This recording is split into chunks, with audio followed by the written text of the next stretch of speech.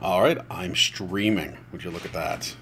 I am fancy and I'm doing that. Zero watching. That's not very nice. I'll wait. I'll wait for you. I've got time.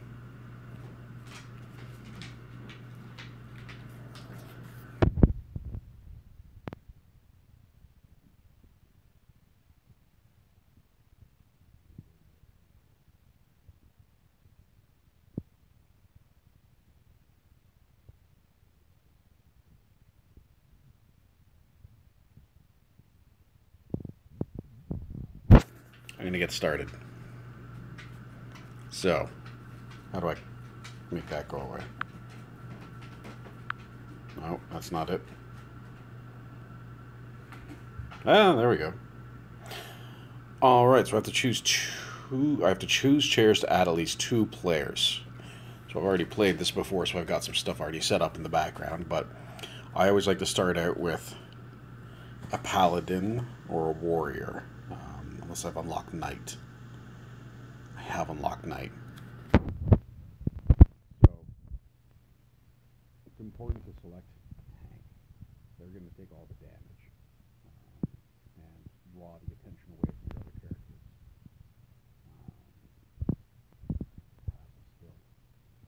So each type of characters, which is a knight, has different skills and tactical things.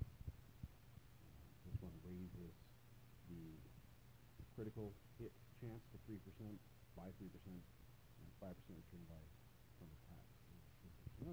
Okay, so we're going to go with the knight. But which one? So you can also add a bonus. Always ready. 50% discount in resurrection. No. No. No. Heal 1 HP per turn. That's interesting. 5 to initiative will get him up first. 5 points to health.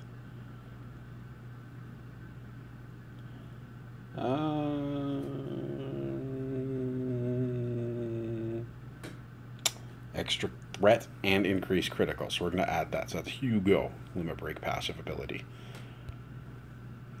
So we're going to add Hugo. Hey, I can see you. There's delay from when you actually type stuff and when I see it. I don't know if my sound's working that well, though. And so I've got that. So now I need a damage. I've got my first guy up, my knight. He's going to be my tank. I'm going to go with getting a mage in there, so he can cast Fireball, Deep Freeze, has some extra MP, and Meteor, which is a cool one. So we're going to go with that, and then choose which bonus to give him. I think there's one that gives extra MP, but maybe we'll save that for the healer. Yeah, recover 1 MP per turn. So that's mana points. That's how you do your spells and stuff, or your actions. Ooh, okay. So reduce threat, so he'll be less likely to be attacked, and 5% of mana steal. So when he hits, he gets mana back. So that's Guy, everyone's ally. And we'll add 1 more damage to start. Do you think I should add a damage? So I've got my tank, who's the knight, and I've got my guy here, who's the mage. And I can add probably 1 or 2 more to start. We can add more later. Should I do a healer?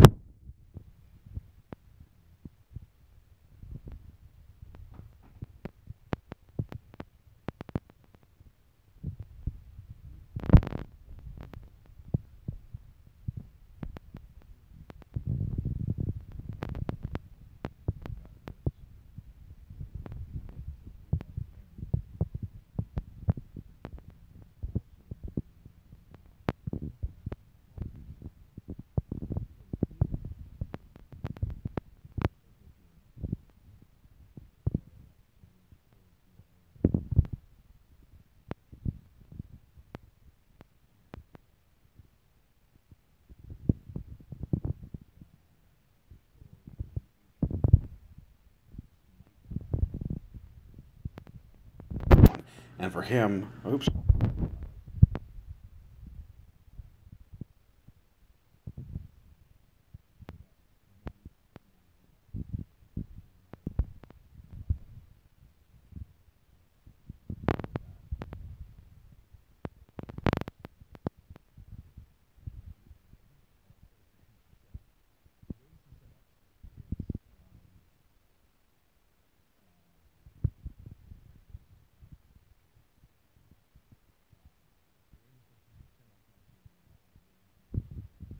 Like, oh, did you look at that? It is.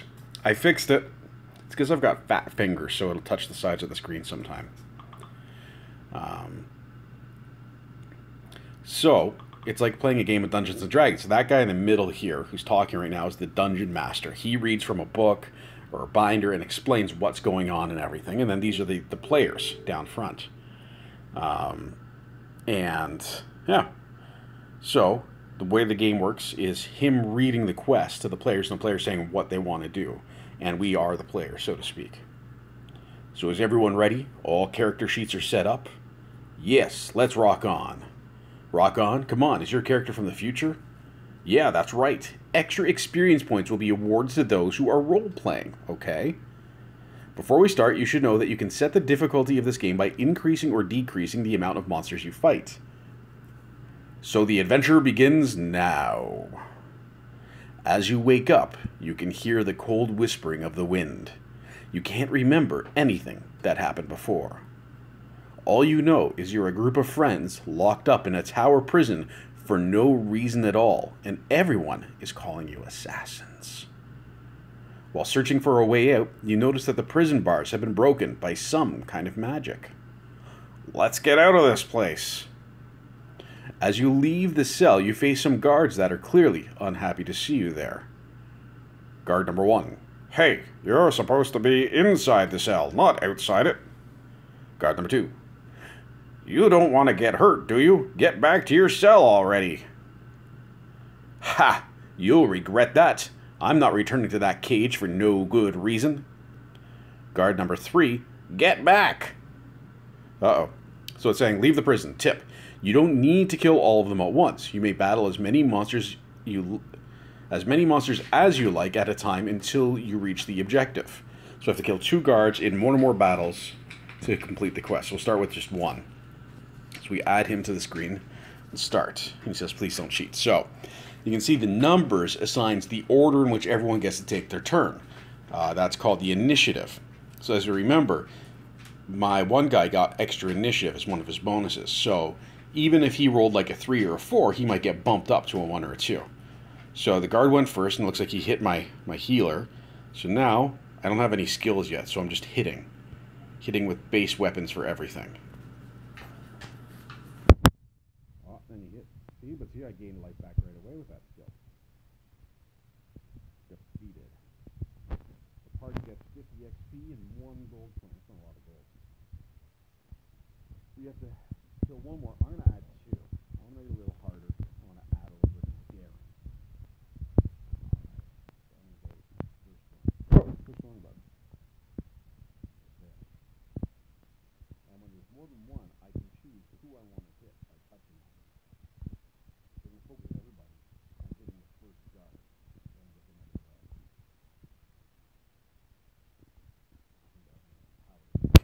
I don't think they have enough power to really hurt me right now. We're just going to keep going and hitting this one, hitting him. Only getting, see how low the hits are right now? It's not very much fun, but it gets better. Victory, 110 XP. 3 gold coins. Oh, look at all that experience I got. So you know what we're going to do? We're just going to be a little sneaky here. Hit another 2. Because then I can show you what it's like to get level up and how you get to choose all the cool different things. So I like to target my guys typically on just one NPC or non-player character at a time.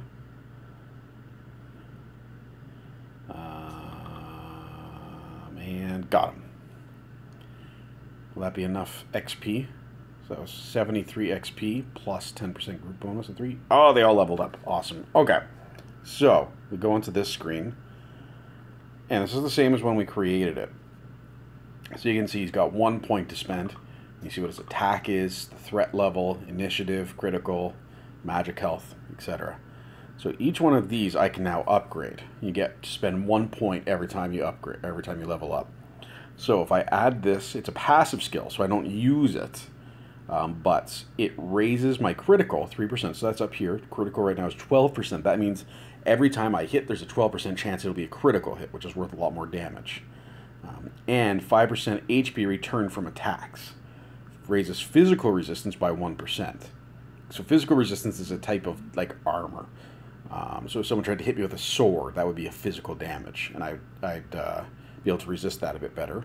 And you do defensive strike, and that deals a 20% critical chance attack and reduces 50% of damage taken until next turn, which means I hit the person across, or the person I choose, with a 20% chance to deal critical damage. And until it's my next turn, anyone who hits me, I'll only take 50% of the damage. Dragonblood, he attacks and steals 20% HP of its damage. So if I attack and I hit someone for like 10 damage points, I'd get 2 HP back.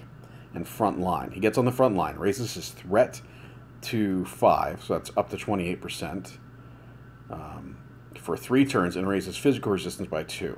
I think I'm going to do this passive one first, because that kind of is just a good starting point. And I can tap and see my mage. So there's Fireball, and these are just like straight up spells. Deep Freeze, Stream. This gives him more mana and increases spell damage. And Meteor. This is a cool one because it falls and hits everybody on the screen. So I'm going to start with that one just so he has a spell. But then I'll probably do a lot of these to build up his mana pool. And my healer, I can do 4 HP of all your group members, 15 HP of my wounded targets, that's whoever I choose. This is an attack that does 8 to 10 divine damage and heals me for 5.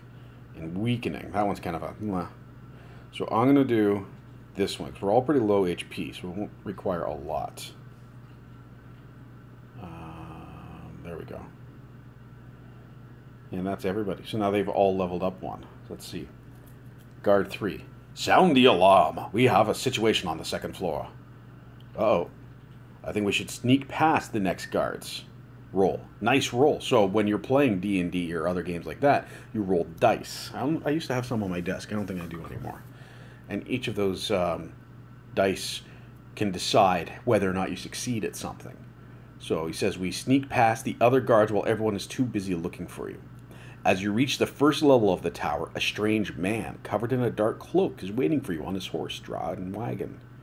Strange guy says, we shall leave this place for now. Hurry up. I don't know who you are, but we'll have to trust you for now. The strange guy rode with you to Default Village, where your adventure is just about to begin.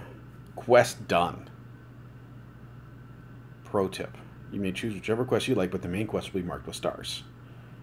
So we get some gold. So what I can do now is touch the DM and open up in that top right corner, touch that, and I can start looking at all the different quests that are open to me. So this one has that star next to start, which means it's part of the main campaign. But you also have to watch and see what the level is on these. It's like level 9 I wouldn't be able to do right now. Level 1 I could probably do. Level 30 I definitely couldn't do. So I'm only level 2. But that's it for now. I need to do more work. So thanks for checking it out.